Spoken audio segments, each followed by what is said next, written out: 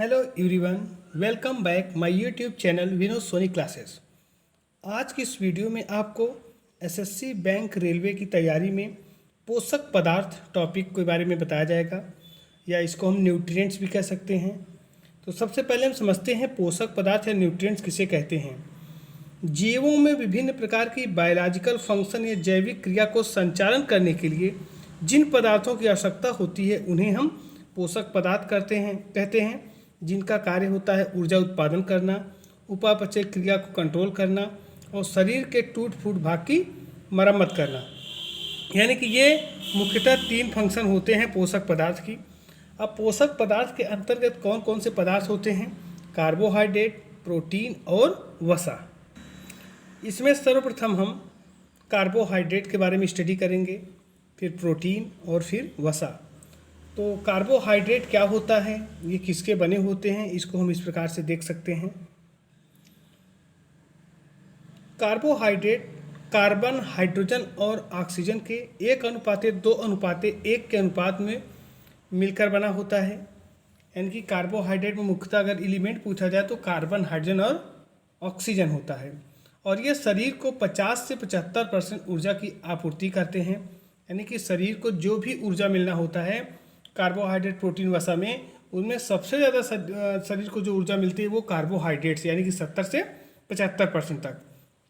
जैसे कोई व्यक्ति एनर्जी लेस है, उसके पास 1% एनर्जी बचा हुआ है, अगर वो कार्बोहाइड्रेट लेता है उसके अंदर एनर्जी फुल हो जाती है। कार्बोहाइड्रेट के एग्जाम्पल कौन कौन से हैं? Glucose, fructose, galactose, sucrose, maltose और लैक्टोज। इसमें से ग्लूकोज, फ्रक्टोज और गैलेक्टोज जो होते हैं वो मोनोसैकेराइड, जबकि सुक्रोज, माल्टोज और लैक्टोज जो होते हैं वो डाइसैकेराइड होते हैं।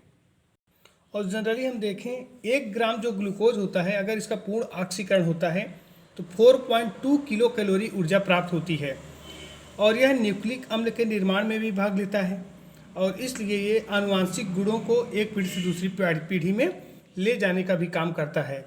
और इसका मुख्य स्रोत क्या होता है? गेहूं, चावल, मक्का, बाजरा, आलू, शकरकंद, शलजम और शहद। अब सेकेंड टॉपिक देखते हैं प्रोटीन के बारे में।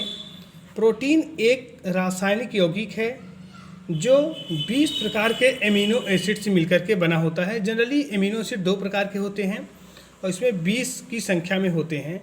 तो 10 एमिनो एसिड जो होते हैं उन्हें आवश्यक एमिनो एसिड और 10 को अनावश्यक, इस प्रकार से टोटल कितने हो जाते हैं? 20। यानी कि ये 20 प्रकार के एमिनो एसिड मिल करके प्रोटीन का निर्माण करते हैं। शरीर में ऊर्जा उत्पादन करना और शरीर के टूटे फूटे भाग की मरम्मत करना प्रोटीन का मुख्य कार्य होता है। यानी कि शरीर में ऊर्जा का उत्पादन भी करेगा और टूटे फूटे भाग की मरम्मत भी करता है। इसके अलावा भी इसके कई फंक्शन होते हैं, जैसे हीमोग्लोबिन के रूप में ऑक्सीजन और कार्बन डाइऑक्साइड का संवहन करना। और प्रोटीन मुख्यतः सबसे ज़्यादा सोयाबीन में पाया जाता है, फिर मूंगफली में, उसके बाद मटर में। और 1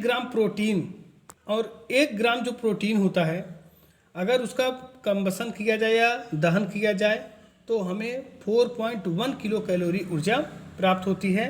अब प्रोटीन की कमी से 2 रोग होते हैं, इसमें से एक है क्वासरकोर और दूसरा है मैरस्मस। तो जो क्वासरकोर होता है वो केवल प्रोटीन की कमी से होता है, जबकि जो मैरस्मस होता है वो प्रोटीन और कैलोरी दोनों की कमी से होता है। अब प्रोटीन का जो स्रोत है वो मुख्य रूप से दाल, दूध, अंडा और सोयाबीन। इसके अलावा पनीर और दही भी में कुछ प्रोटीन्स पाए जाते हैं। थर्ड टॉपिक देखते हैं फैट यानी कि वसा। जिस तरीके से कार्बोहाइड्रेट कार्बन, हाइड्रोजन, ऑक्सीजन से मिलकर के बना होता है, लेकिन उसमें अनुपात फिक्स होता है 1:2:1, उसी प्रकार से वसा भी कार्बन, हाइड्रोजन और ऑक्सीजन से मिलकर के बना होता है, लेकिन इसका अनुपात फिक्स नहीं होता है। इसमें ऑक्सीजन की जो मात्रा होती है वो बहुत कम होती है। और एक सामान्य व्यक्ति को वसा से 20 से 30% ऊर्जा प्राप्त होनी चाहिए। यानी कि लगभग 50 से 75% किससे मिला था? कार्बोहाइड्रेट से, और 20 से 30% जो ऊर्जा हमें किससे मिलनी चाहिए? वो वसा से। अगर वसा की कमी हो जाती है तो हमारा जो स्किन होता है, यानी कि त्वचा जो होती है वो रूखी हो जाती है और वजन में कमी आ जाती है, यानी कि हमारा वेट कम हो जाता है। अब वसा का कार्य क्या होता है? यह भी शरीर को ऊर्जा प्रदान करता है, यानी कि इसका भी अगर दहन होगा तो ये भी एनर्जी देता है। और यह स्किन के नीचे इकट्ठा होकर शरीर के ताप को नियंत्रित करता है। अब हम तीनों के मेन प्रॉपर्टीज़ को देख लेते हैं कि 1 ग्राम अगर इनका कंबसन किया जाए तो हमें कितना किलो कैलोरी एनर्जी प्राप्त होता है। तो क्रम से देखते हैं। प्रोटीन का अगर 1 ग्राम कंबसन किया जाए या दहन किया जाता है तो हमें 4.1 किलो कैलोरी ऊर्जा प्राप्त होती है। और इसी प्रकार से अगर हम कार्बोहाइड्रेट के 1 ग्राम का दहन करें तो 4.2 किलो कैलोरी एनर्जी प्राप्त होती है और वसा से 9.2 किलो कैलोरी एनर्जी प्राप्त होती है। मतलब यहाँ पर सबसे ज़्यादा जो एनर्जी हमें मिल रही है वो किससे मिल रही है? वसा से। लेकिन हमारे शरीर में जो ऊर्जा का मुख्य स्रोत है वो क्या है? कार्बोहाइड्रेट। यानी कि कार्बोहाइड्रेट ऊर्जा का मुख्य स्रोत है। लेकिन अगर 1 ग्राम की बात की जाएगी तो सबसे ज़्यादा जो ऊर्जा मिलती है वो किससे मिलती है? वसा।